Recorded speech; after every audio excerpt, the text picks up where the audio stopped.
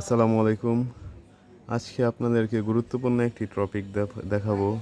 সেটা হচ্ছে কিভাবে আপনারা উইন্ডোজের ভিতরে পার্টিশন করবেন। আপনাদের যে ডেস্কটপের যে হার্ড ডিস্কটা থাকে এটাকে কীভাবে পার্টিশন করবেন, আর কিভাবে পার্টিশন করার পর ওই পার্টিশন থেকে আবার আলাদাভাবে কীভাবে আরেকটি ড্রাইভ তৈরি করবেন।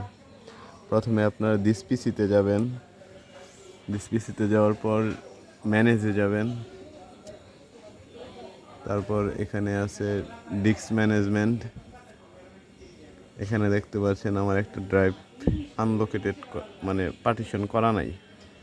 এটা এখানে রাইট বাটন ক্লিক করে নিউ ভলিউমে যাবেন, তারপরে নেক্সট দিবেন। তারপরে এখান থেকে চাইলে আপনি পুরোটাও দিতে পারেন, অথবা আপনি আরও জিবি কমাই নিতে পারেন। আমি পুরোটাই দিয়ে দিচ্ছি। এখানে আছে আপনার ডিস্ক ডি, এটা আমি করে দিলাম।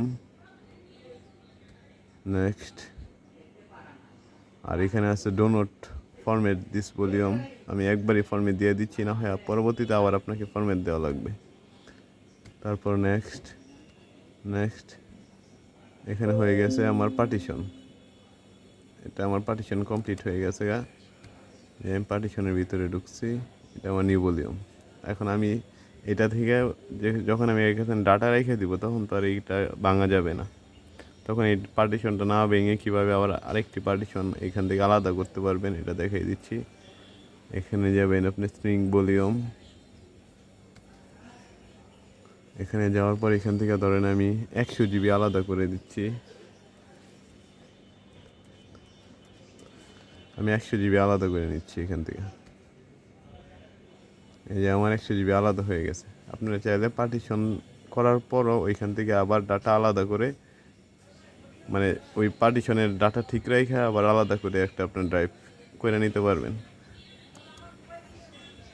আবার যদি এরকম হয় যে আপনি করবেন না, ওই ডাটাকে আবার খালি জায়গাটুকু আগের জায়গায় ফিরে নেবেন, তখন আবার এখানে গিয়ে রাইট বাটন ক্লিক করে এক্সটেন্ডেড ভলিউম দিয়ে দিলে এটা আবার আপনার পূর্বের জায়গায় সাথে মিলিত হয়ে যাবে।